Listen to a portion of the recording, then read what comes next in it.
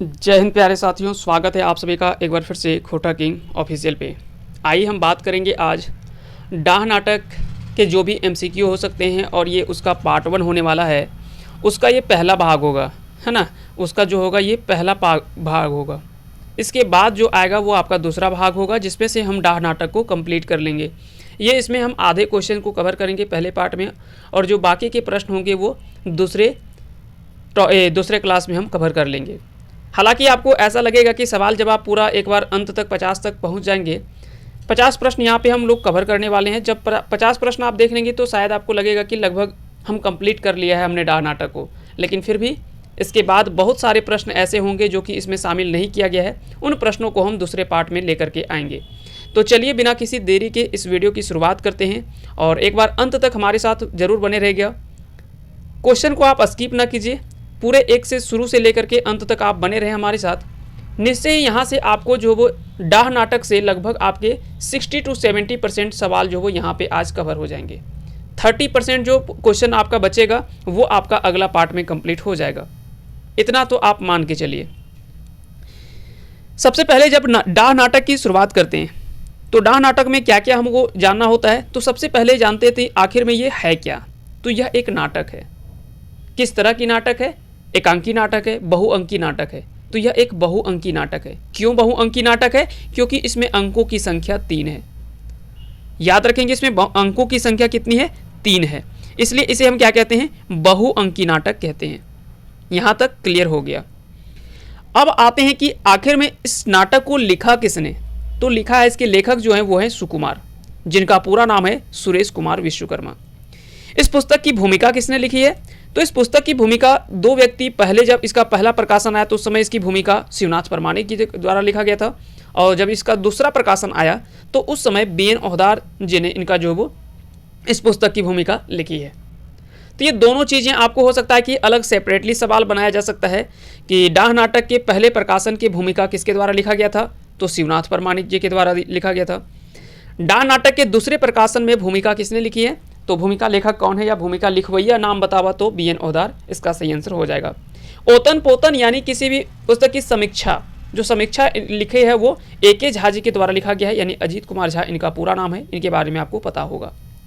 मुख्य पृष्ठ चित्रकार, मान लेते हैं जब आप किताब देखते हैं तो पहले पृष्ठ जो देखते हैं, मुख्य पृष्ठ जो देखते हैं, उसका जो चित्रकार या आवरण सज्जा जिसको बोलते हैं, है ना, आवरण सज्जा करने का काम जो किया है इस पुस्तक में, इस नाटक में, तो वो दिनेश कुमार दिनमणि जी ने किया है। साथ ही साथ याद रखेंगे दिनेश कुमार दिनमणि एक अच्छे चित्रकार भी हैं। इन्होंने अपना स्केच भी तैयार किया था। आपने कई जगह पे आपने देखा होगा कि ये एक अच्छे चित्रकार के रूप में भी जाने जाते हैं, एक गीतकार के रूप में भी माने जाते हैं। यहाँ तक क्लियर हो गया। अगर बात किया जाए प्रकाशन वर्ष की कि डाह नाटक का प्रकाशन कब हुआ था, तो इसका प्रकाशन 3 बार अभी तक आ चुका है। 1992 में पहला प्रकाशन, 2010 में और 2019 में। 2010 की जगह पे कई लोगों का कन्फ्यूजन यहाँ होता है, कई जगह पे कई पुस्तकों में 2009 भी दे रखा है। तो इससे आप कन्फर्म हो जाएं, ये आंसर जो होगा आपका 2010 इसका सही आंसर है। 1992, 2010 और 2019 इसका 3 बार पब्लिकेशन आया है। और बता दें कि ये हम डाटा कहाँ से आपको दे रहे हैं, तो जो इसका कह सकते हैं ना कि जो टेक्स्ट बुक होता है, डाह नाटक का जो ओरिजिनल बुक है, उस बुक से हमने डाटा को उठाया है। अगर ये ओरिजिनल बुक में गलत होगा तो हम भी गलत होंगे, और अगर ओरिजिनल बुक गलत नहीं है, जो कि बहुत कम चांसेस होते हैं क्योंकि जो ओरिजिनल टेक्स्ट बुक तैयार किया जाता है उसमें गलती होने की संभावना बहुत कम होती है, लेकिन फिर भी अगर उसमें किसी तरह से अगर टाइपिंग एरर होगा तभी ये मेरा मिस्टेक हो सकता है।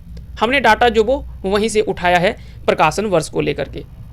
प्रकाशक की बात करें तो कुंती देवी भेंड्रा, नावाडी बोकारो, या तो कहीं कहीं पे आपको श्रीमती मूर्ति देवी भी दिखाई देगा। तो ये दोनों चीज़ें आपको याद रखने हैं, जो ऑप्शन में मिले आप आसानी से उसको आंसर कर सकते हैं। अब सवाल उठता है कि आखिर में ये अंक है, एक से अधिक अंक है, क्योंकि हमने बोला कि ये बहुअंकी नाटक है, तो कितना अंक है? इसमें हमने बताया कि इसमें 3 अंक है कुल। इसमें कुल कितने अंक है? 3 अंक है। इसमें दृश्यों की संख्या कितनी है? तो दृश्यों की संख्या देखिए, यहाँ पे भी एक विवाद खड़ा होता है। कुछ किताबों में आपको 12 दृश्य दिखाई देगा, जिसको मोहड़ा भी बोला गया है ना, इसको मोहड़ा भी बोला गया है, मोहड़ा। चलिए इसको फिर से लिख देते हैं, मोहड़ा। कई जगह पे आपको दृश्य न लिख करके आपको मोहड़ा दिखाई देगा। ठीक है, तो मोहड़ा की संख्या यहाँ पे एक्चुअल में जो है वो 11 दिखाया गया है। और एक जो दिखाया गया ना शुरू में, वो क्या है कि इसमें घर मड़ौनी के नाम से यहाँ पे एक पूरे नाटक का ओवरव्यू दिया गया है। जब आप किसी बुक को पढ़ते हैं, किसी कहानी को पढ़ते हैं या कोई वीडियो देखते होंगे ना, तो आपने देखा होगा कि लगभग आधा मिनट में वो पूरा वीडियो का सार रख देते हैं कि आखिर में इस वीडियो में हम लोग पूरा समझने क्या वाले हैं, देखने क्या वाले हैं। तो एक आधा एक मिनट में पूरा जो नहीं बोलते हैं कि पूरा वीडियो का ओवरव्यू दे देना, ठीक उसी प्रकार से क्या किया है कि ये जो पहला दृश्य, मतलब दृश्य तो नहीं बोल सकते, पहला जो यहाँ पे दिखाया गया, जो बताया गया है ना मोड़ा में, उसमें यही बताया गया, पूरे नाटक का ओवरव्यू दिया गया है इसमें से। और इसका नाम रखा गया क्या, घर मड़ौनी इसका नाम रखा गया है। क्लियर हो गया। उसके बाद 3 अंक है, पहला अंक में 3 दृश्य, दूसरा अंक में 3 दृश्य और तीसरा अंक में माफ कीजिए 4 और 3, 4 दृश्य पहला में, दूसरा में 4 दृश्य और तीसरा में 3 दृश्य। इस प्रकार से विकल्प आपको 11 ही मिलेगा, इतना आप मान के चलिए। और अगर 11 विकल्प नहीं होता है और अगर 12 रहता है तो आप 12 भी आंसर कर सकते हैं, इसमें कोई दिक्कत नहीं है। नाटक की शुरुआत किस नाम से हुई है, तो घर मड़ौनी के नाम से नाटक की शुरुआत हुई है। यहां तक क्लियर हो गया। आगे बढ़ते हैं। अब सवाल उठता है कि क्या इस नाटक को लिख करके सिर्फ छोड़ दिया और पब्लिश कर दिया गया बुक के रूप में, तो नहीं, कई जगह पे मंचन किया गया। नाटक का जो होता है ना, नाटक को कई जगह पे स्टेज के माध्यम से, जैसे आपने देखा होगा कि कई जगह पे कुछ कुछ प्रोग्राम होते हैं तो वहाँ पे नाटक किया जाता है, तो नाटक का मंचन भी इसमें किया गया, इस नाटक का, डाह नाटक का। तो जी इसकी जो पहली मंचन की गई ना, ये ज़्यादा इंपॉर्टेंट है। अब तो इसमें लाखों जगह पे नाटक का मंचन हो चुका है, डाह नाटक का, लेकिन पहला जो नाटक का मंचन हुआ था वो 7 फरवरी 1984 ईस्वी को बसंत पंचमी यानी सरस्वती पूजा के शुभ अवसर पर हुआ था। 7 फरवरी 1984 ईस्वी, ये डेट भी आपको याद होनी चाहिए। किसके द्वारा किया गया था, तो नवीन बाल समिति और जवाहर राष्ट्रीय भेंडरा ये के सदस्य जो थे, इन्हीं के द्वारा जो है इसका पहला मंचन जो है वो किया गया था 7 फरवरी 1984 ईस्वी को। चलिए आगे बढ़ते हैं। अब हम सवाल मेन जो खड़ा होता है वो होता है नाटक के पात्र को लेकर के, कि किस किस नाटक का पात्र इस नाटक में पूरा दर्शाया गया है। तो उन पात्र परिचय से हम थोड़ा रूबरू होते हैं, कौन कौन से नाटक इस नाटक में पात्र आपको दिखाया गया है। तो सबसे पहला पात्र इसमें जो आता है वो है विवेक। विवेक जो एक ऐसे यहाँ पे पात्र दिखाया गया जो कि नायक के रूप में यहाँ पे देख सकते हैं, यानी या तो कई बार आपको मुख्य पात्र के रूप में भी आप चाहे तो इसे शामिल कर सकते हैं, मुख्य पात्र। ठीक है, तो मुख्य पात्र के रूप में भी इसे चाहें तो आप शामिल कर सकते हैं इनमें से, इसमें से कोई दिक्कत नहीं होगा। ठीक है, तो आगे बढ़ते हैं। विवेक क्या है, इसके साथ नायक पात्र तो है ही। हमको कलर अच्छा नहीं मिल रहा है, चलिए इसको देखते हैं। ठीक, ये ठीक है थोड़ा। अगर बात किया जाए कि विवेक, तो विवेक जो है पहला तो ये नायक है पूरे नाटक का। दूसरा क्या है, सेठ रेवती प्रसाद। सेठ रेवती प्रसाद जो रेवती इंजीनियरिंग वर्क्स का मालिक होता है, उसी के यहाँ पे ये सुपरवाइजर के रूप में काम करते हैं। कौन से, रेवती इंजीनियरिंग वर्क्स जो कारखाना होता है, उसी कारखाना में ये काम करते हैं, सुपरवाइजर के रूप में काम करते हैं। बाद में हम आगे बात करेंगे किसमें प्रमोशन होता है, वो सारी चीज़ें हम आगे सवाल में हम देखेंगे। और ये शेखर का बड़ा भाई होता है। अगला है पात्र, वो है शेखर, जो कि एक कृषि वगैरह से जुड़ा हुआ होता है। ये 2 भाई होते हैं, विवेक और शेखर, ये 2 भाई हैं। एक भाई अपना नौकरी चाकरी करता है और दूसरा भाई जो है वो अपना कृषि में, खेती बाड़ी में वो लगा रहता है और काम धाम करता रहता है। दोनों में अंतर क्या होता है कि एक थोड़ा स्टैंडर्ड अपना रखता है और दूसरा क्या है कि ये जैसे तैसे अपना जो मिला धोती गमछा पहन करके और वो खेत बाड़ी चल गया। स्वाभाविक बात है कि जो खेत में काम करने वाले हैं वो उसी तरह से जाएंगे। अब खेत कोई सूट पहन के थोड़े ना जाएगा। तो शेखर उसी तरह का होता है, कृषि से जुड़ा हुआ व्यक्ति भाई रहता है, ये छोटा भाई रहता है। जबकि विवेक जो बड़ा भाई है वो क्या है कि थोड़ा ऑफिशियल रहता है, इसका सूट बूट हमेशा रहता है क्योंकि ये सुपरवाइजर रहता है। बाद में इसका प्रमोशन जो वो फॉरमैन के रूप में उसी कंपनी में हो जाता है। क्यों होता है इसके बारे में भी बात करेंगे, क्योंकि ये एक ईमानदार स्टाफ के रूप में वहाँ पे लगातार जो वो कार्य कर रहा होता है। यहाँ तक क्लियर हो गया। और साथ ही साथ ये विवेक का छोटा भाई है। तो एक ही बात हुआ, विवेक का छोटा भाई कौन, शेखर। शेखर का बड़ा भाई कौन, विवेक। मतलब वही कहावत हुआ, एक कान इधर से छुए या एक कान इधर से छुए, बराबर वही हुआ, है ना। विराट कौन हुआ? तो ये खलनायक है। इस पूरे नाटक में जो खलनायक का पात्र जो दिखाया गया वो विराट को ही दिखाया गया है। एक चालबाज लड़का होता है, कामचोर होता है, काम धाम में मन नहीं लगता है और एक दूसरे से जलनशीलता का भावना इसके अंदर में रहता है, किसी दूसरे को आगे बढ़ते हुए देखना नहीं चाहता है। ये ऐसा पात्र के रूप में यहाँ पे दर्शाया गया है। अगला पात्र इसमें जो बताया गया वो है जग्गा। अब जग्गा के बारे में अगर बात करें तो यह क्या है? यह तो विराट का साथी होता है, पहला तो ये आपको याद रखना है, और कारखाना का ये भी एक सुपरवाइजर होता है। क्लियर हो गया। सेठ रेवती प्रसाद, ये रेवती इंजीनियरिंग वर्क्स का मालिक होता है। ध्रुव सिंह ये कारखाना का मैनेजर होता है, इसी कारखाना का। जबकि गुप्ता जी ये सरकारी वकील होता है, और बक्सी जी जो है वो कौन है? तो दोसर बाटे के जो है वो वकील है, दूसरे तरफ का वकील है। रचना कौन है? तो रचना विवेक की पत्नी है। रचना कौन है? तो ये विवेक की पत्नी है। यहाँ पे दो तीन ऐसे शब्द का प्रयोग किया जाता है पत्नी की जगह पे, या तो कई जगह पे बहु शब्द का प्रयोग किया जाएगा, बहुरिया का, मेहरारू का या जैनी का। क्लियर हो गया। ये सभी शब्द का प्रयोग खोटा के रूप में किया जा सकता है, ये चीजें आपको ध्यान रखनी है। अगला जो आता है पात्र इसमें जो बताया गया है वो पात्र है भावना। भावना जो है ये विराट की पत्नी है। कौन है? विराट की पत्नी है, विराट की मेहरारू है, विराट की जनी है, जो बोले ये चीजें आपको याद रखनी है। तो भावना और विराट, ठीक है। और रचना और विवेक, ये दोनों चीजें आपको कंफ्यूजन ला सकता है, इसलिए इन चीजों को आप जरूर याद रखेंगे, ठीक है। तो चलिए आगे बढ़ते हैं। उसके बाद अगला इसमें दो पात्र है और मुन्नी और बंटू, जिसका कई जगह पे जिक्र नहीं मिलता है ज़्यादा, क्योंकि ये छोटा इसका जो किरदार है इस नाटक में बहुत छोटा दिखाया गया है, लेकिन याद रखेंगे यहाँ से भी सवाल बन सकता है। मुन्नी कौन है? तो मुन्नी जो वो विराट की बेटी है, और बंटू जो है वो कौन है? विराट का बेटा है। तो विराट की ये बेटी बेटा है, बंटू और मुन्नी। तो बंटू हो गया बेटा उसका, और मुन्नी जो है वो विराट की बेटी है।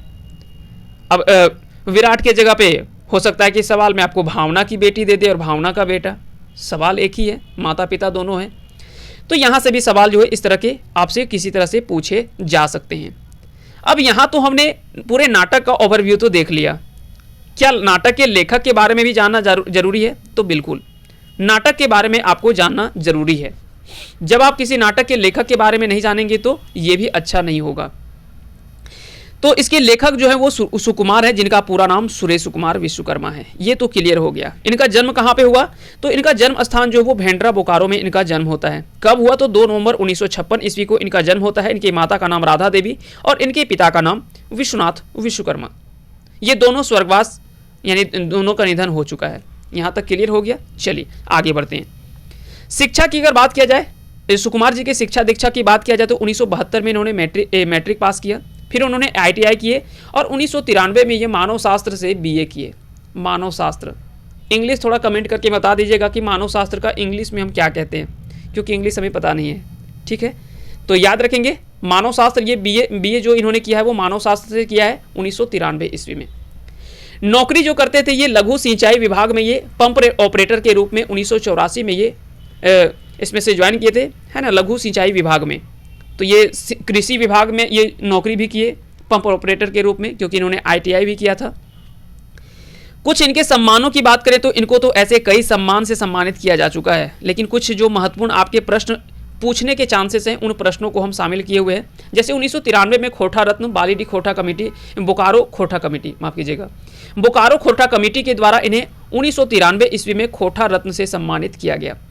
वहीं 12 फरवरी 2006 को अखड़ा सम्मान से भी इन्हें सम्मानित किया जा चुका है। 10 सितंबर 2007 को परमवीर अब्दुल हमीद सेवा सम्मान पुरस्कार से सम्मानित किया गया, जबकि 2 अक्टूबर 2017 को प्रथम देबूलाल गोस्वामी कला सम्मान से सम्मानित किया जा चुका है। 25 दिसंबर 2020 को इन्हें खोटा सेवा सम्मान 2019 से सम्मानित किया गया। अब बोले मिला कब? तो जब खोटा दिवस जो 25 दिसंबर को मनाया जाता है श्रीनिवास पांडुरंग जी के जन्म दिवस के शुभ अवसर पर, 25 दिसंबर 2020 को जब यह प्रोग्राम हो रहा था खोटा दिवस के शुभ अवसर पर, तो उसी समय जैसे बोलते हैं ना कि 2020 में 2019 का पुरस्कार मिलता है। अब 2020 चल ही रहा है तो कैसे पता चलेगा 2020 में कौन बढ़िया काम किया सो, तो इसलिए 1 साल पीछे का पुरस्कार दिया जाता है। आप उपलब्धि किसका देखेंगे? आज का देखेंगे या जो कल बीत गया उसका उपलब्धि देखेंगे? ये ना देखते हैं कि कल आपने क्या किया है अभी तक, ठीक है। तो ये चीज़ का उपलब्धि, उन्हीं उपलब्धियों को देख करके 2019 में जो खोटा सेवा सम्मान 2019 से इन्हें सम्मानित किया गया 25 दिसंबर 2020 ईस्वी को। 4 अप्रैल 2021 को साहित्य रत्न पुरस्कार से भी इन्हें सम्मानित किया जा चुका है। कब? 4 अप्रैल 2021 को साहित्योदय देवघर द्वारा इन्हें साहित्य रत्न सम्मान से सम्मानित किया गया है। बता दें कि ये केवल खोटा के साहित्यकार के रूप में नहीं जाने जाते हैं, ये खोटा के साथ साथ ये हिंदी के भी उतने ही अच्छे साहित्यकार के रूप में माने जाते हैं, क्योंकि इन्होंने खोटा के साथ साथ हिंदी में भी कई रचनाएं की है। ये चीज़ें आपको याद रखनी चाहिए। ऐसा नहीं है कि सवाल यहाँ से भी बन सकता है कि सुकुमार जी कौन भाषा में अपन रचना करो हला, खोटा, हिंदी, ये सब है, दुयो या तो कौन होना है। तो याद रखेंगे ऐसे में आपको दोनों आंसर करना है, हिंदी और खोटा दोनों के रूप में। जैसे विश्वनाथ दसोंधी राज, वो भी हिंदी और खोटा ये दोनों भाषा में लिखते थे। तो कई ऐसे खोटा साहित्यकार हैं जो कि हिंदी और खोटा दोनों में रचनाएं की है। कई ऐसे साहित्यकार हैं जिनका नाम अभी हम उतना नहीं ले पाएंगे और लेंगे भी नहीं, क्योंकि वो हमारा विषय उतना नहीं, अभी वैसा नहीं है, हम नहीं तो फिर दूसरे क्षेत्र में चले जाएंगे। 21 अक्टूबर 2021 को झारखंड सेवा रत्न से इन्हें सम्मानित किया गया है। 20 अक्टूबर है ना, 20 अक्टूबर 2021 को इन्हें झारखंड सेवा रत्न से भी सम्मानित किया जा चुका है। विश्व सेवा परिषद के द्वारा यह सम्मान जो वो सम्मानित किया गया था। बता दें कि संप्रति है कि गंगा पंप नहर प्रमंडल साहेबगंज से नवंबर 2016 में ये सेवानिवृत्त हुए। जो हमने बोला ना कि पंप ऑपरेटर के रूप में ये कार्य कर रहे थे, गंगा पंप नहर प्रमंडल साहेबगंज से ये नवंबर 2016 में ये सेवानिवृत्त हुए, यानी वहां से वो रिटायर्ड कर गए। बाकी की चीजें अब हम आगे देखते हैं। अगला आता है नाटक। डाह किस पर उनकी रचनाएं हम देखते हैं थोड़ा सा, कौन कौन सी रचनाएं लिखी गई है। तो डाह जो कि एक नाटक है, बावा हाथे रतन जो कि एक खंड काव्य है, पंचसोखा ये कविता गीत संग्रह है, झिंगुर सेवाती ये दोनों गीत है, और दो भाई की अगर बात करें तो यह हिंदी नाटक है। ज्वाला दहेज की यह भी हिंदी नाटक है।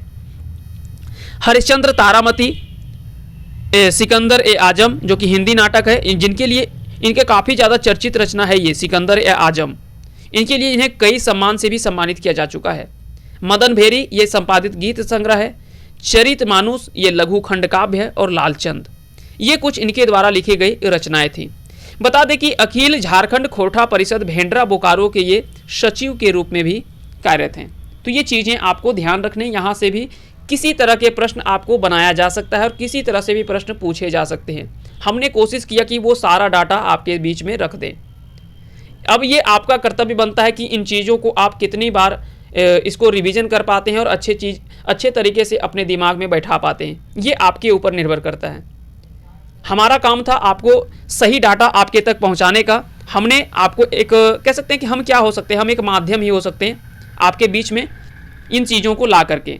बाकी की चीज़ें तो आपको ही करना पड़ेगा, मेहनत तो आपको करना पड़ेगा।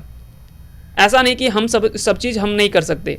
हम डाटा दे सकते हैं, आपको मदद कर सकते हैं यहाँ तक, और चीज़ें हम बता सकते हैं कि किस तरह से आपको एक वे ऑफ बता सकते हैं कि क्या प्रोसेस हो सकता है, तरीका बता सकते हैं।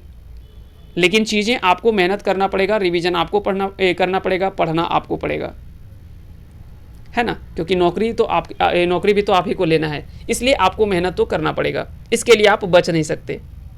अब आगे बढ़ते हैं, सवाल की शुरुआत करते हैं, और हम यहाँ पे बात करेंगे महत्वपूर्ण 50 प्रश्नों को। प्रश्न आप जब देखेंगे तो यहाँ से आसानी से आप ऐसे हल कर लेंगे जैसे ये प्रश्न तो बहुत ईजी है, क्योंकि हमने डाटा सारा पहले आपको क्लियर कर दिया है। डाह नाटक के लिखवैयक नाम बतावा। सुकुमार जी हैं, है ना, सुकुमार जी के द्वारा लिखा गया है। इनका पूरा नाम क्या है? सुरेश कुमार विश्वकर्मा है। इनका पूरा नाम क्या है? सुरेश कुमार विश्वकर्मा। सुरेश कुमार विश्वकर्मा, ठीक है। तो यहाँ तक क्लियर हो गया। देखिए, सुरेश का सु ले लीजिए शुरू का, और कुमार पूरा ले लीजिए, यही से बन गया इनका नाम जो है वो सुकुमार। सुरेश का सु और कुमार यहाँ पे पूरा ले लिया, सुकुमार बन गया इनका नाम। तो आंसर इसका क्लियर हो गया। अगला सवाल देखते हैं, डाह कैसा नाटक लागे। डाह जो वो किस तरह की नाटक है? एकांकी नाटक है, बहुअंकी नाटक है, दुइयो या कौन होना है? तो यह नाटक जो वो बहुअंकी नाटक है, क्योंकि इसमें अंकों की संख्या 3 है। तो इसका सही आंसर हो जाएगा ऑप्शन बी, इसका राइट आंसर हो जाएगा। अगला सवाल कि डाह कर माने की हवो है। डाह कर माने की हवो है, तो डाह का अर्थ ऋष्या, जलन, परपरी, ये सभी होता है। डाह का अर्थ क्या होता है? ऋष्या, जलन और परपरी, ये सभी चीजें डाह का अर्थ होता है। अगला सवाल है कि डाह नाटक कर भूमिका लिखल हत। डाह नाटक के भूमिका कौन लिखे हैं? यहाँ पे थोड़ा सा बता दें कि डाह नाटक की भूमिका शिवनाथ परमाणिक और बीएन ओहदार ये दोनों व्यक्ति ने लिखा है। अगर पूछे कि प्रथम प्रकाशन, तो प्रथम प्रकाशन के भूमिका जो लिखे हैं वो शिवनाथ परमाणिक, और द्वितीय प्रकाशन की भूमिका अगर पूछे जाए तो ये हो जाएगा बीएन ओहदार जी। ठीक है, चलिए आगे बढ़ते हैं। ये हम दोनों चीज़ें हम आपको क्लियर कर दिए हैं। पहला प्रकाशन एक साथ 1992 में आया था, दूसरा प्रकाशन 2010 में आया था। शिवनाथ परमाणिक पहले प्रकाशन के ये भूमिका लिखे हैं और दूसरे प्रकाशन के लिए बीएन ओहदार ने लिखा है। बाकी का पीडीएफ आपको टेलीग्राम में डाल दिया जाएगा, वहाँ से चीज़ें आप आसानी से कवर कर लीजिएगा। डाह नाटक और ओतन पोतन यानी समीक्षा के लिखल हत। तो डाह नाटक के ओतन पोतन यानी समीक्षा जो है किनके द्वारा लिखा गया है? तो थोड़ी देर पहले हमने बात किया कि ये दोनों ने तो इनकी भूमिका लिखी है। ये मुख्य जो चित्रकार थे, यानी जो कह सकते हैं ना कि पूरा पुस्तक का जो पूरा डिजाइन तैयार किया वो दिनेश दिनमणि जी के द्वारा तैयार किया है, जबकि इनकी समीक्षा जो लिखे है वो ए.के. झा जी के द्वारा लिखा गया। तो इसका आंसर जो हो जाएगा वो हो जाएगा ए.के. झा। समीक्षा लेखक जो है वो ए.के. झा है। अगला सवाल है कि डाह नाटक और आवरण सज्जा यानी मुख्य पृष्ठ चित्रकार के हथ। तो इसका आंसर हो जाएगा दिनेश दिनमणि। दिनेश दिनमणि इसका सही आंसर हो जाएगा, ऑप्शन बी इसका राइट आंसर हो जाएगा। आगे बढ़ते हैं। अगला सवाल है कि डाह नाटक और पहिल प्रकाशन में भूमिका के लिखल हत। तो डाह नाटक के पहिल प्रकाशन का भूमिका, सवाल वही है, घुमा फिरा करके सिर्फ पूछा गया है। तो आंसर हो जाएगा ऑप्शन सी शिवनाथ परमाणिक, और द्वितीय प्रकाशन पूछता तो हो जाता बीएन ओहदार। क्लियर हो गया। डाह नाटक और पहिल प्रकाशन बच्छर बतावा। तो डाह नाटक का पहला प्रकाशन कब आया? 1992 में। दूसरा कब आया? 2010 में। तीसरा कब आया? 2019 में। क्लियर हो गया। चलिए आगे बढ़ते हैं। डाह नाटक के लेतारे सही कथन के छांटा।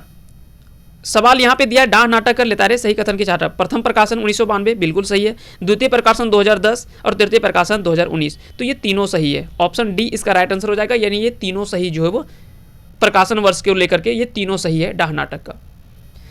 आगे बढ़ते हैं। अगला सवाल है डाह नाटक का प्रकाशक लागय। डाह नाटक के प्रकाशक कौन है? तो डाह नाटक के प्रकाशक जो हो जाएगा वो हो जाएगा कुंती देवी भेंड्रा, नावाडी, बोकारो। आंसर इसका राइट आंसर हो जाएगा। यहाँ तक क्लियर हो गया। कई जगह पे श्री मूर्ति देवी भी आपको दिखाई देगा, तो वो चीज़ें आपको ध्यान रखनी है ना। आगे बढ़ते हैं। डाह नाटक के लिखवैया कहाँ रवैया लागत। डाह नाटक के लिखवैया कहाँ रवैया लागत। अब सवाल क्या किस तरह से घुमा फिरा के पूछा जा सकता है। डायरेक्ट नहीं पूछेगा कि सुकुमार जी का जन्म स्थान बताइए या जन्म ठाव बतावा। आपको पूछेगा कि डाह नाटक के लिखवैया, पहले तो ये नहीं पता कि डाह नाटक के लेखक हैं कौन, तो पहले ये पता होना चाहिए। तो नाटक लेखक कौन है? सुकुमार है।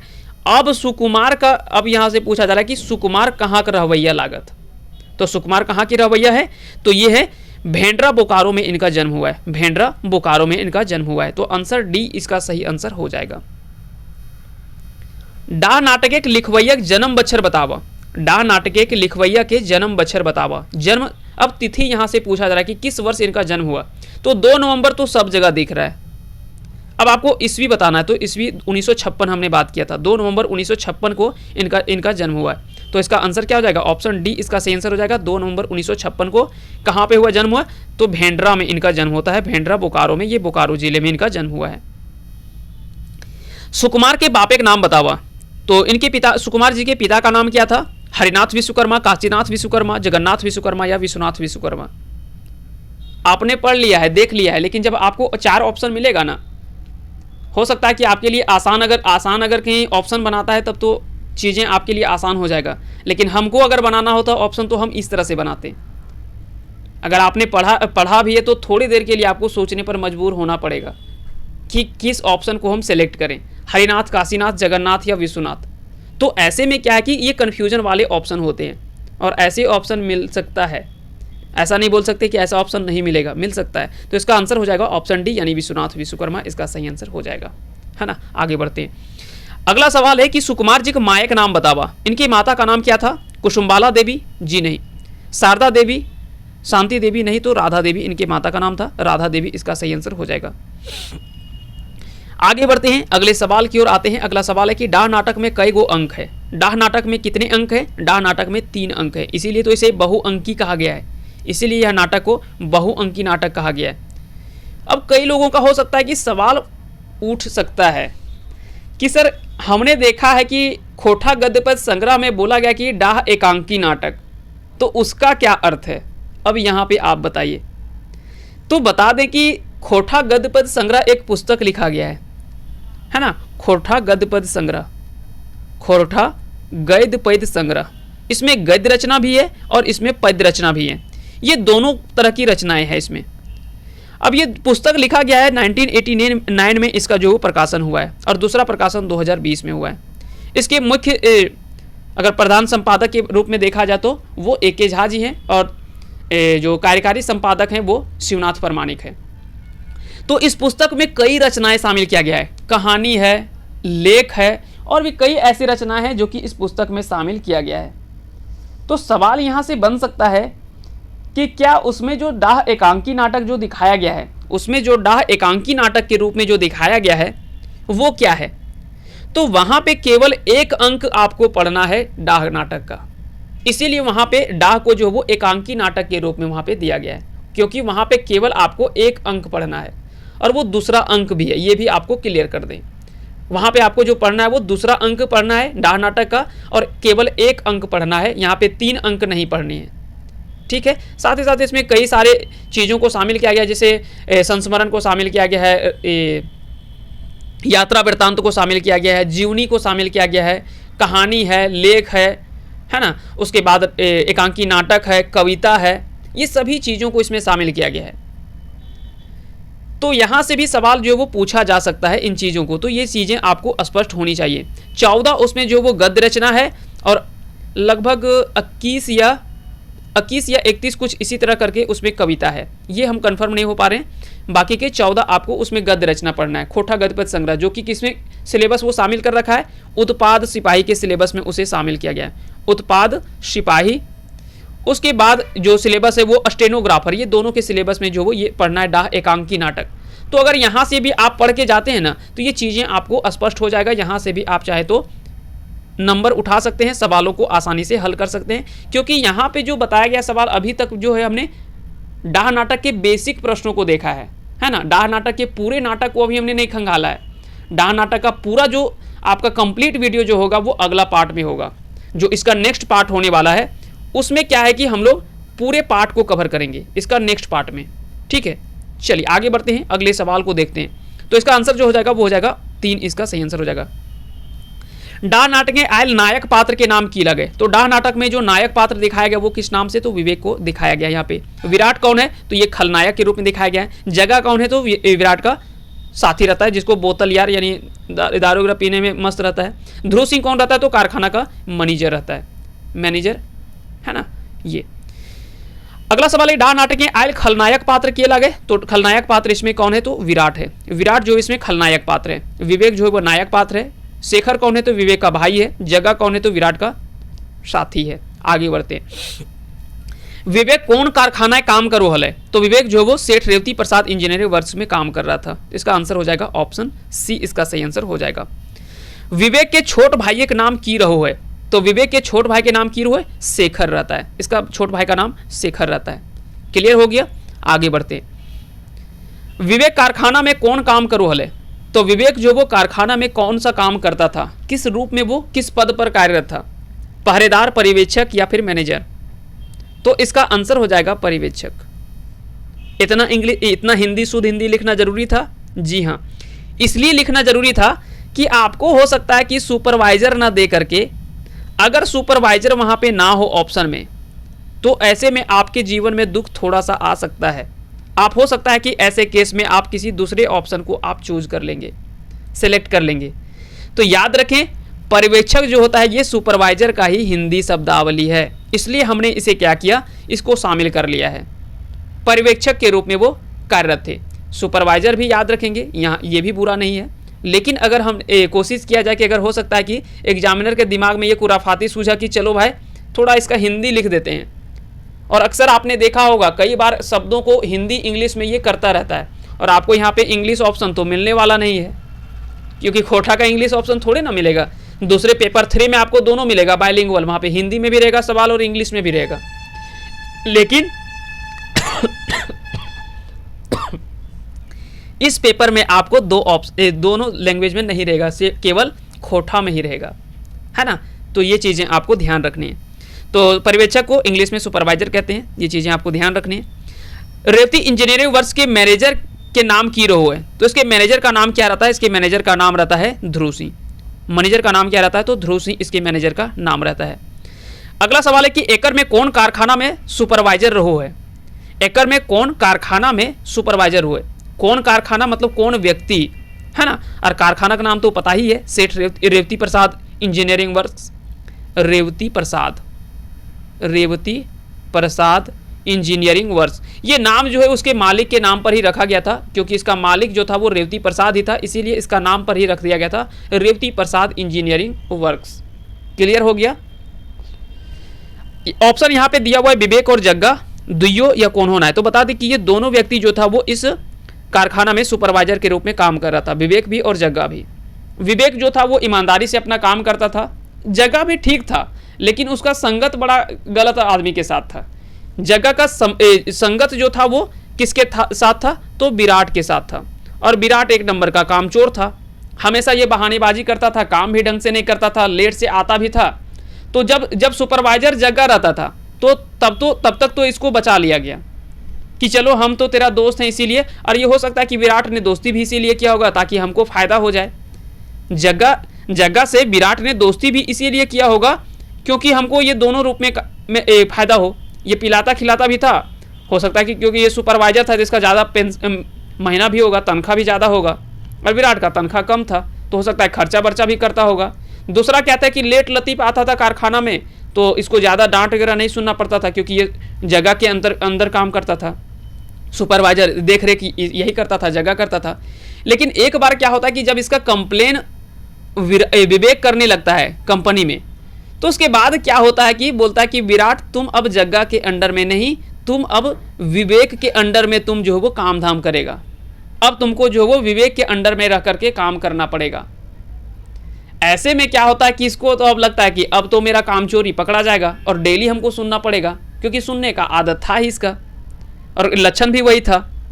तो ऐसे में क्या होता है कि यहीं से इन दोनों का दुश्मनी होता है, यहीं से इन दोनों का दुश्मनी होता है। उसके बाद आगे चल करके पूरी कहानी हम लोग तो समझेंगे, और आपने नाटक तो पढ़ा ही होगा कैसे ये पूरा रचता है अपने ये दोनों विवेक और शेखर में, ये दोनों में कैसे फूट डालता है, दोनों भाई में आपस में लड़ाता है ना। ये दोनों जो पहले बराबर चल रहा था, ये दोनों को अलग करने का प्रयास किया जाता है, ये दोनों को अलग अलग करने का प्रयास किया जाता है कि कैसे इन दोनों भाइयों को अलग कर दिया जाए। शेखर दिन रात अपना खेती में मेहनत करता था, ये यहाँ पे उन्नति कर रहा था, और विवेक अपना ईमानदारी से कारखाना में काम कर रहा था, ये भी अपना ईमानदारी से काम कर रहा था। इसीलिए यह जो वो सुपरवाइजर से फोरमैन बन जाता है, और फोरमैन में इसका जो वो प्रमोशन हो जाता है। तो ये दोनों जगह उन्नत, दोनों भाई पूरा मेहनत से काम कर रहे थे, दोनों भाई में अच्छा बाउंडेशन भी था। जो एक भाई का, सच्चे भाई का जो बाउंडेशन होता है ना, वो टाइप का था। जो काम ये सोचते थे पूरा कर लेते थे जैसे भी हो। लेकिन यहाँ पे क्या होता है कि इनके वजह से, विराट के वजह से यहाँ पे जो वो चीज़ें सब कुछ बिगड़ने लगती है, और अंत में ऐसा स्थिति आ जाता है कि शेखर को इतना बहका दिया जाता है कि उसे, और इसका फायदा इसलिए भी होता है ना क्योंकि शेखर जो वो ज़्यादा पढ़ा लिखा नहीं होता है, क्योंकि खेती बाड़ी का काम धाम करता है, तो ज़्यादा ये पढ़ा लिखा नहीं होता है, इसीलिए इसको जो बोल दिया जाता है ये आसानी से उस पर यकीन कर लेता है। लेकिन यहाँ पे एक चीज़ ये भी होनी चाहिए कि हम किसी दूसरे के बात पर जितना भरोसा करते हैं उससे ज़्यादा कहीं ना कहीं अपने लोगों पर भरोसा होना चाहिए। ये तो होता है, ये चीज़ें ज़रूर करनी चाहिए कि अगर आपको कोई दूसरा व्यक्ति बोला आपके अपने बारे में, अपने लोगों के बारे में कि वो ऐसा किया है, तो पहले उसके बातों पर आप यकीन करने के पूर्व में पहले उन चीज़ों को आप तहकीकात कर लें कि क्या ये हो सकता है ऐसा। तो पहले उन चीज़ों को देखने का प्रयास करें, उसके बाद उसके बातों पर विश्वास करें। तो यही कारण था कि शेखर इस बात को नहीं सोच पाया, जिसके कारण से ये देखने को स्थिति आता है और लास्ट में विवेक की हत्या करने तक उतर जाता है। हालांकि शेखर इसकी हत्या नहीं कर पाता है, मारता तो विराट है, लेकिन फंसा कौन दिया जाता है, तो शेखर को फंसाया जाता है। अगला सवाल है कि सही कथन के छांटा। रेवती प्रसाद मुंशी रहता है कारखाना का? बिल्कुल नहीं, क्योंकि यह तो मालिक रहता है कारखाना का। कौन रहता है? मालिक रहता है रेवती प्रसाद। ध्रुव सिंह कारखाना का मालिक है, ये गलत है, क्योंकि ये कौन रहता है, तो ये रहता है मैनेजर। ये कौन रहता है? मैनेजर रहता है। विवेक कारखाना का मैनेजर? बिल्कुल गलत है। ये कौन रहता है? तो ये रहता है सुपरवाइजर, है ना, ये सुपरवाइजर रहता है। जगह कारखाना है सुपरवाइजर, तो ये सही है। तो आंसर डी इसका सही आंसर हो जाएगा। अगला सवाल है कि गलत कथन के छांटा, रचना विवेक के जनी, तो सही है। भावना विराट के जनी, ये भी सही है। बंटू विवेक के बेटा, नहीं, विवेक का बेटा नहीं, ये विराट का बेटा था। किसका बेटा था? विराट का बेटा था। विराट और भावना का ये इसका बेटा रहा। मुन्नी कौन है? तो विराट की बेटी है। और बंटू कौन था? तो विराट का बेटा था, है ना, इसका बेटा था, ना कि विवेक का। तो इसका आंसर जो हो जाएगा वो डी हो यानी सी हो जाएगा। सी जो वो ऑप्शन सही नहीं है, बाकी के 3 ऑप्शन जो वो सही है। तो यहाँ पे आपको गलत कथन ही छांटना था कि कौन सा इनमें से गलत है, तो सी ऑप्शन जो वो गलत है, बाकी चीज़ें सब स्पष्ट है। विराट का बेटा रहता है बंटू। गलत कथन के छांटा, रेवती प्रसाद कारखाना मालिक, ये सही है। ध्रुव सिंह कारखाना मैनेजर, ये भी सही है। विराट कारखाना फॉरमैन, ये गलत है। विवेक जो वो कारखाना है सुपरवाइजर और फॉरमैन, तो ये सही है। तो ऑप्शन इसका सी जो वो सही नहीं है, क्योंकि विराट जो वो कारखाना का फॉरमैन नहीं होता है, वो सुपरवाइजर तक ही रहता है, फॉरमैन नहीं बन पाता है। लेकिन विवेक ईमानदारी से काम करता है, यही कारण है कि ये सुपरवाइजर से फॉरमैन में इसका प्रमोशन हो जाता है। और साथ ही साथ 80 रुपया इसका तनख्वाह भी बढ़ा दिया जाता है। 80 रुपया इसका तनख्वाह भी बढ़ा दिया जाता है। कितना तनख्वाह पहले मिलता है ये तो नहीं पता मुझे। आगे बढ़ते हैं। डाह नाटक आयल जनी पात्र नाय ला गए। डाह नाटक में कौन सा जनी पात्र के बारे में यहाँ पे चर्चा नहीं किया गया है? तो रचना है, भावना है और मुन्नी है। ये 3 तो है, क्योंकि भावना की ही बेटी है मुन्नी। बाकी की रचना कौन है? तो विवेक की पत्नी है। भावना कौन है? तो विराट की पत्नी है। ये विराट की पत्नी है और ये विवेक की पत्नी है। तो ये चीज़ें तो सब कुछ स्पष्ट हो गया। एक बच जा रहा है रेशमी। तो रेशमी पात्र जो है ये आपने सोंध माटी का एक कहानी आपने पढ़ा होगा, ओद दीदा। ओद दीदा आपने एक कहानी पढ़ा होगा सोंध माटी में, ओद दीदा। वहीं पे आपने एक पात्र पढ़ा होगा चानो वाली। चानो वाली की बेटी का नाम क्या था? तो चानो वाली बेटी का ही नाम था रेशमी। क्लियर हो गया?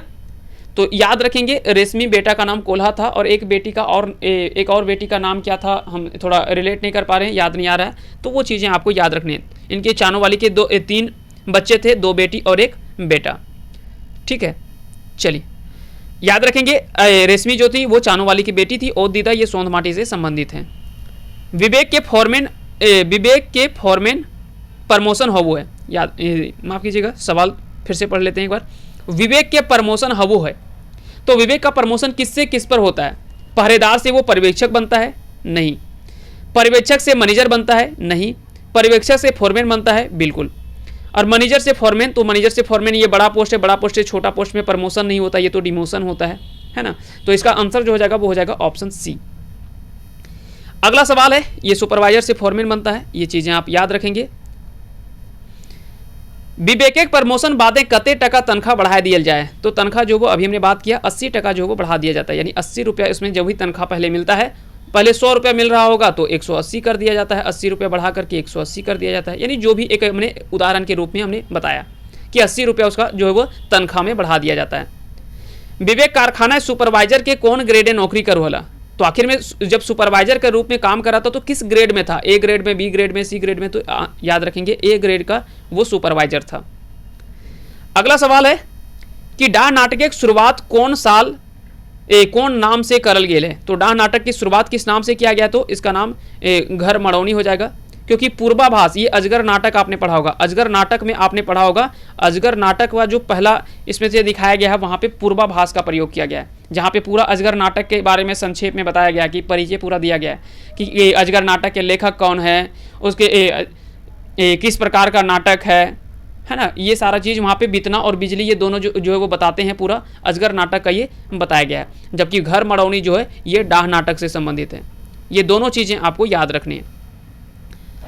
ये पूरा नाटक का ओवरव्यू है। दरअसल घर मड़ौनी जो है ना, ये पूरे नाटक का एक ओवरव्यू दिया गया है कि पूरा नाटक जो वो क्या है और क्या होता है, पूरा अंत तक कैसे पूरा फांसी तक दिखा दिया गया है। शुरू से जज से लेकर के पूरा फांसी तक दिखा गया, उसके बाद नाटक की शुरुआत होती है। ठीक है, तो यहीं पे बताया गया है कि कैसे कैसे क्या होता है। जज बुलाता है शेखर को, कैसे कैसे बताओ कि क्या तुमने खून किया है तुम्हारे अगर तो वहाँ पे फिर जो भी होता है प्रोसेस पूरा पूछा जाता है। ये सारा चीज़ वहाँ पे दिखाया गया है। लेकिन बाद में वो पूरा नाटक का आगे जो है वो पूरा डिस्कस किया गया एक एक करके सभी दृश्यों में। डाह नाटक कर शुरुआत ककर कथन से भेल है। अब थोड़ा सा यहाँ से भी सवाल बन सकता है कि डाह नाटक की शुरुआत जो वो किसके कथन से होता है। आखिर में डाह नाटक की शुरुआत किसके कथन से होता है, तो यह होता है शेखर के कथन से। किसके कथन से, शेखर के कथन से, क्योंकि वो शुरुआत करता है भौजी भोजी भोजी, इस तरह से। वो क्या है कि खेत से अपना काम करके और घर आता है, और घर आ रहा होता है तो खेती बाड़ी से पूरा पसीना पसीना हुआ रहता है, गमछा से मुंह पोंछते हुए घर आता है और बुलाता है अपने बड़े भाई जो कि विवेक की पत्नी रहती है रचना। तो रचना को बोलता है कि भौजी भौजी, तो वैसे में रचना निकलती है बाहर और वहाँ से आगे का पूरा जो है वो नाटक का शुरुआत होता है। तो अगर पूछा जाए कि पहला कथन कौन सा था, तो ये था भौजी भौजी, और किसके द्वारा बोला गया था, तो ये कथन किसके कथन से शुरुआत होता है, तो शेखर के कथन से शुरुआत होता है। ये दोनों चीज़ें याद रखना है। आगे बढ़ते हैं। अगला सवाल है कि डाह नाटक के अंत ककर कथन से भेल है। तो डाह नाटक का अंत जो हुआ है वो सेठ रेवती प्रसाद के कथन से अंत हुआ है। जब विवेक की हत्या हो जाती है और विराट को फांसी मिल जाता है, उसके बाद शेखर और सेठ रेवती प्रसाद ये दोनों के बीच में बातचीत होता है। यहाँ पे सेठ रेवती प्रसाद बोलने का प्रयास करता है कि देखो शेखर, जो भी हमने तो झूठ जरूर बोला है कुछ कुछ, लेकिन अब हम सच बोल रहे हैं कि हमने तेरे भाई को पैसा तो जरूर दिया था, वो 5,000 हमको जो वो तुम लौटा दो। चाहे वो 5,000 हम जिस तरह से चुरवा करके चोरी करवा करके हम दिए, या तो और जो भी तरीके से हमने किया, लेकिन 5,000 पैसा हम तेरे भाई को दिए थे, वो पैसा मेरा लौटा दो, नहीं तो हम बर्बाद हो जाएंगे। लेकिन यहाँ पे शेखर क्या बोलता है कि हम तेरा कोई पैसा नहीं जानते हैं, और वहाँ से शेखर जो वो निकल जाता है। अंत में इसका होता है कि क्या तुम नहीं जानता है पैसा, अरे हम तो बर्बाद हो जाएंगे। और इस तरह से यहाँ पे बात करता है कि आए तो नाय जाने हैं, मोरलो हम तो लुटाए गेलो, हमें बर्बाद भय गेलो, हमर सोभे जामा टका डूब गेल, अरे क्यों हमरा बचवा हमें डूबलो। और इस तरह से जो वो पूरा नाटक का अंत होता है। सेठ रेवती प्रसाद का अंतिम ये कथन होता है। तो ये चीज़ें भी आपको ध्यान में रखने हैं। अगला सवाल है कि डाह नाटक कर शुरुआत कौन कथन से भेल है। तो इसका आंसर सेठ रेवती प्रसाद हो जाएगा। यहाँ से आप कंफ्यूज नहीं करेंगे, इसका जो आंसर होगा वो क्या हो जाएगा, आंसर हो जाएगा वो सेठ रेवती प्रसाद हो जाएगा, जो कि अंतिम कथन इसका है, जिसके अंतिम कथन से यह नाटक का अंत होता है। आंसर बताए बिना हम आगे बढ़ गए थे, इसलिए हमने एक बार आंसर आपको फिर से बता दिया। अगला सवाल है कि डाह नाटक कर शुरुआत कौन कथन से भेल है। तो कथन हमने बता दिया, भोजी और भोजी, ये दो कथन है, इसी से इस नाटक की शुरुआत होती है। क्लियर हो गया। आगे बढ़ते हैं। अगला सवाल देखते हैं। डाह नाटक के ककर हत्या भय जा है। तो डाह नाटक में किसका हत्या होता है, तो वहां पे विवेक का हत्या होता है ना। किसके द्वारा किया जाता है, तो किया जाता है विराट के द्वारा, लेकिन इसका जो सारा ठिकरा पड़ जाता है वो किसके सर पर, तो शेखर के सर पर। लेकिन अंत में कहते हैं ना कि सच नहीं छुपता है। अंत में जो विराट की पत्नी ही खुद जो है भावना ही इस बात को कबूल देती है, क्योंकि भावना भी काफ़ी ज़्यादा परेशान हो गई थी। वो दारू पी करके आता था, मारता पीटता था, काफ़ी ज़्यादा इस पर शोषण भी करता था, और काफ़ी ज़्यादा तंग भी आ चुकी थी भावना अपने पति से, विराट से। इसलिए जो है वो अंत में इसने सोचा कि चलो कम से कम इसी से छुटकारा हो जाए, कम से कम एक सच्चे इंसान को तो सजा होने से बच जाएगा, क्योंकि शेखर की इसी में कोई गलती नहीं थी। एक तो भाई निर्दोष मारा ही गया था, तो कम से कम ये सोची कि चलो कम से कम एक दूसरा निर्दोष भाई का भी इसमें जान नहीं चला जाए। उस चीज़ को बचाने के लिए क्यों ना एक निर्दोष व्यक्ति को सजा तक पहुँचाया, मतलब एक दोषी व्यक्ति को सजा तक पहुँचाया जाए। और यही कारण है कि भावना ने अंत में जाकर के कोर्ट में अपना स्टेटमेंट देती है, जो कि इसी के बयान से जो है वो कोर्ट में जो वो सारा चीज़ क्लियर हो जाता है कि वास्तविक रूप में जो वो विवेक की हत्या किसने की है और किससे मरा है, बंदूक से या पिस्तौल से, जो भी है वो सारा चीज़ वहाँ पे स्पष्ट हो जाता है। अगला सवाल देखते हैं। तो इसका आंसर जो हो जाएगा वो विवेक हो जाएगा। विवेक का होता है। विवेक की हत्या के करो है। तो विवेक की हत्या के करो है तो विराट करता है। रचना ककर जैनी रहो है। रचना ककर जैनी रहो तो ये विवेक की पत्नी रहती है, जबकि भावना जो वो विराट की पत्नी है। भावना जो भी विराट की पत्नी है, और विराट और भावना इसी के दो बेटा बेटी रहता है, मुन्नी और बंटू। ये भी आपको याद रखना है, मुन्नी और बंटू। ये हम बार बार इसलिए रिपीट कर रहे हैं क्योंकि ये सवाल जरूर पूछा जाएगा आपको एग्जाम में, देख लीजिएगा। विराट कर बोतल यार के नाम की रो है। तो विराट का जो बोतल यार मतलब समझ में आ गया होगा आपको। चलिए इसका सही आंसर हो जाएगा जग्गा। जग्गा रहता है जो कि ये दोनों बोतल दोनों ये अपना जारी चलता है, पूरा दोस्ती यारी चलता है। अदालतें केकर बयान से असली खूनी के पता चलो है। तो भावना के बयान से। भावना जब बयान देती है, जो कि विराट की पत्नी खुद रहती है, खुद अपने पति के विरुद्ध में ये बयान दे देती है कोर्ट में, जिसके कारण से जो वो पहला तो विवेक को विवेक की जो हत्या होती है इसको इंसाफ मिलता है। पहला तो ये इसे इंसाफ मिलता है, और दूसरा क्या है कि जो शेखर एक निर्दोष व्यक्ति होता है इसको सजा होने से ये बच जाता है ना, इसे जो वो सजा होने से बच जाता है और इसे सजा नहीं होता है।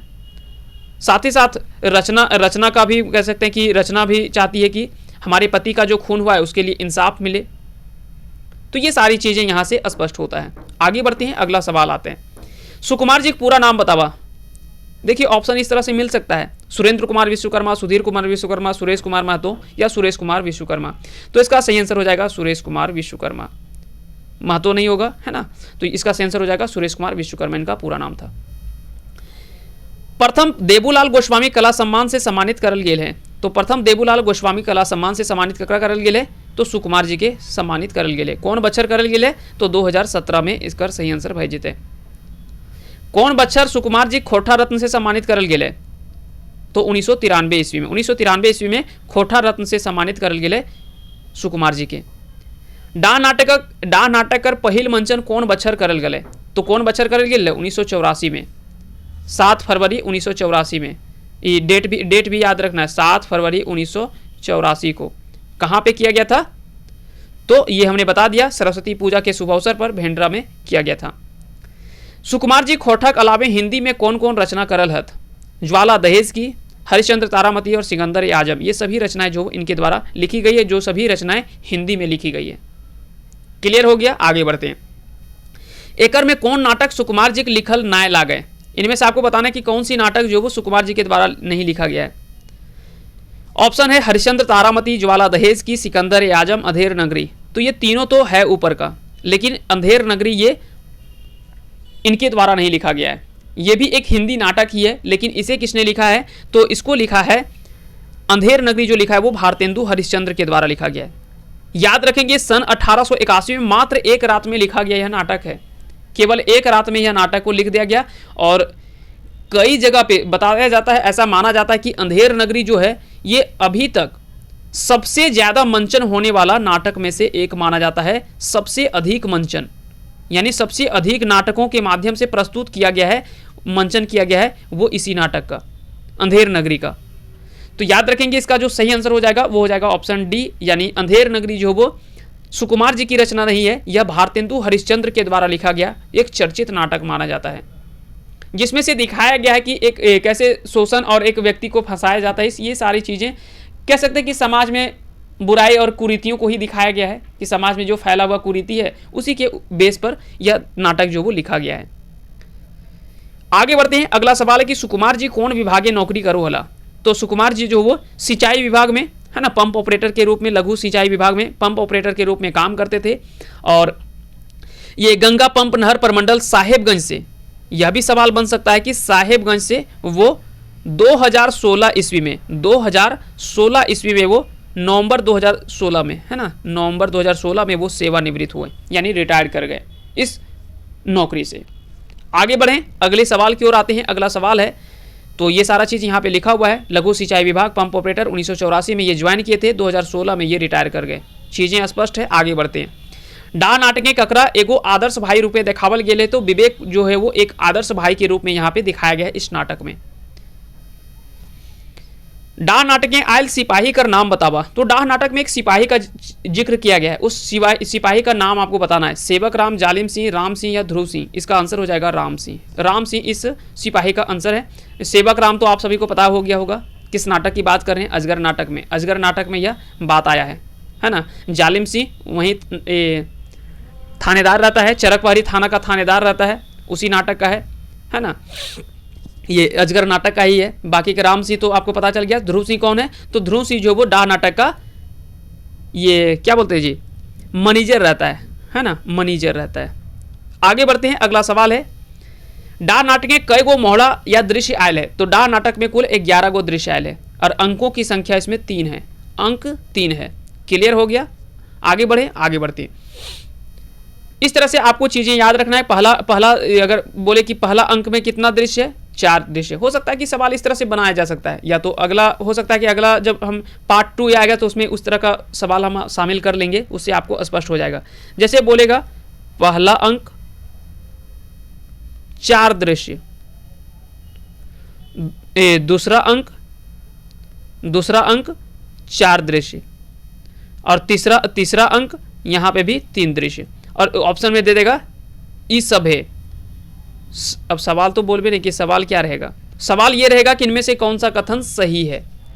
तो ये पहला अंक में 4 दृश्य है, दूसरा अंक में 4 दृश्य है, तीसरा अंक में 3 दृश्य है, तो आंसर हो जाएगा ई सब है ना। इस तरह से भी बन सकता है।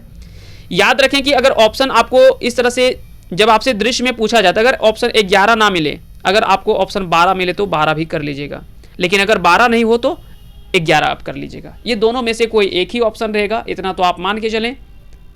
कई लोगों का सवाल होगा दोनों रहे तो आप 11 आंसर करेंगे, क्योंकि जो दिखाया गया है वो पूर्वाभास के रूप, पूर्वाभास बोलते हैं, घर मड़ौनी जो बोला गया है ये कोई दृश्य के रूप में नहीं दिखाया गया। दृश्य जो वो आगे से शुरुआत होता है, तो इसको आप 11 ही आंसर कर सकते हैं। चलिए आगे बढ़ते हैं। मेरे हिसाब से बाकी क्या आपको जो अच्छा लगेगा वो कर सकते हैं। हमने अपने आधार पे बताया है, बाकी का हम ये नहीं कह सकते कि क्या। सेठ रेवती प्रसाद के कारखाना के नौकरी नाय करो है। तो सेठ रेवती प्रसाद के कारखाना कौन नौकरी नाय करो है, या के नौकरी नाय करो है, नाय करो हल। थोड़ा सा लिखने में गड़बड़ी हो गया है, चलिए कोई बात नहीं, सुधार लीजिएगा इसको। सेठ रेवती प्रसाद के कारखाना कौन नौकरी या के नौकरी नाय करो हले। तो विवेक तो करता था, जग्गा तो करता था, ये दोनों क्या था, ये दोनों, विवेक भी सुपरवाइजर था और जग्गा भी सुपरवाइजर था। बाकी का विराट क्या था, विराट जो है वो एक काम के रूप में, स्टाफ के रूप में काम करता था, मजदूर के रूप में। जबकि शेखर क्या था, शेखर ये विवेक का भाई था, ये कृषि अपना काम, एक खेती बाड़ी अपना करता था, इसको कोई लेना देना नहीं था ये सब नौकरी चाकरी से, हाँ, ये अपना दिन रात खेती बाड़ी में लगा रहता था। आगे बढ़ते हैं और अगला सवाल है, आज का 50वां सवाल है। इसका आंसर आपको कमेंट करके बताना है कि इसका सही आंसर क्या होगा। इसके बाद हम अगले टॉपिक में आएंगे 51 से लेकर के जहाँ तक जाएगा 100, 150, 120 जहाँ तक भी बनेगा, लेकिन कोशिश करेंगे कि 51 से लेकर के 100 तक में आपको सारे सवालों को समेट दें। बाकी के 50 प्रश्न तो आपको क्लियर हो गया होगा कि लगभग एक ओवरव्यू आपको नाटक का पता चल गया। अगला 50 सवाल में आपको पूरा नाटक जो वो क्लियर हो जाएगा। एक भी प्रश्न उसके बाद अगर एग्जाम में आता है प्रश्न, तो ऐसा नहीं लगता है कि इन 100 प्रश्नों में से कोई बाहर आपके प्रश्न जो वो पूछे जाने के चांसेस हैं। अब थोड़ा बहुत अगर इधर उधर कर देता है तो लिखावट में या कुछ बदल देगा तो अलग बात है, लेकिन आपको कंसेप्ट के आधार पे अगला जो पॉइंट होगा, अगला जो पार्ट होगा, उसमें हम पूरा नाटक आपको बता देंगे। एक संक्षेप में पूरा नाटक हम आपको समझा देंगे, क्या नाटक का पूरा कहानी है और कैसे कैसे क्या हुआ है, वो सारा चीज़ बता देंगे। उसके बाद हम सवाल पे आ जाएंगे, क्योंकि आज हमने नाटक का शुरुआत बताया और लेखक के बारे में परिचय बताया। आज हमने नाटक के बारे में नहीं बताया। अगला पार्ट में आपको नाटक के परिचय, पूरा नाटक के बारे में हम आपको बता देंगे, है ना, क्या नाटक का कहानी है, वो कहानी का पूरा कथा वस्तु आपको बता देंगे। क्योंकि आज बहुत कुछ बताना था नाटक के बारे में, पूरा पात्र के बारे में बताना था, लेखक के बारे में। अगर यहाँ पे हम उसको भी शामिल कर लेते, नाटक को भी, तो हो सकता है कि ये वीडियो थोड़ा लेंदी हो जाता, ये थोड़ा लंबा हो जाता, तो आपको हो सकता है कि मन नहीं लगता सुनने में या देखने में। इसीलिए हमने यह सब चीज़ों को शामिल किया है। आपका आखिरी सवाल क्या है कि विवेक मैनेजर ध्रुव सिंह से कते टका मांग ले रहो है। तो विवेक जो वो मैनेजर ध्रुव सिंह से कितना रुपया मांगता है, क्यों मांगता है जी, तो उसको एक पानी पटाने वाला पंप चाहिए था, क्योंकि उसके भाई शेखर को दिक्कत हो रहा होता है खेती बाड़ी में। बैल तो बढ़िया मस्त ले लेता है, लेकिन खेती बाड़ी में उसको पानी पटाने में दिक्कत होता है ना, तो उसके लिए जो वो पंप खरीदने के लिए चाहता है। तो कुछ पैसा तो होता है, लेकिन कुछ पैसा घटता है। इसके लिए जा करके जो वो मैनेजर से पहले विवेक जो वो मिलता है और वहाँ से पैसा मांगता है। कितना पैसा मांगता है ये आप कमेंट करके हमें बताएंगे। और उम्मीद करते हैं कि आज का वीडियो सेशन आप सभी को पसंद आया होगा। अगर पसंद आया हो तो इस वीडियो को लाइक कीजिएगा। अगर चैनल पे नए हैं तो चैनल को सब्सक्राइब कर लीजिएगा। अगर आपको लगे कि यहाँ पे आने वाले समय में हमको बेनिफिट्स हो सकता है, तो नहीं लग सकता है तो आप नहीं कीजिएगा, कोई बात नहीं। बाकी के चीज़ें हम देखेंगे नेक्स्ट वीडियो में इसका, और वहाँ पे सारा चीज़ें हम स्पष्ट करने का प्रयास करेंगे। ये हमारा एक छोटा सा प्रयास था कि आप सभी आपके बीच में हम जो भी डाटा हो सकता है इससे संबंधित, वो सारे डाटा को हम आपके बीच में लाने का हमने एक प्रयास किया है। तो चलिए फिलहाल के लिए इतना ही, मिलते हैं नेक्स्ट वीडियो में। तब तक के लिए आप सभी को बहुत बहुत धन्यवाद हमारे साथ अंत तक बने रहने के लिए।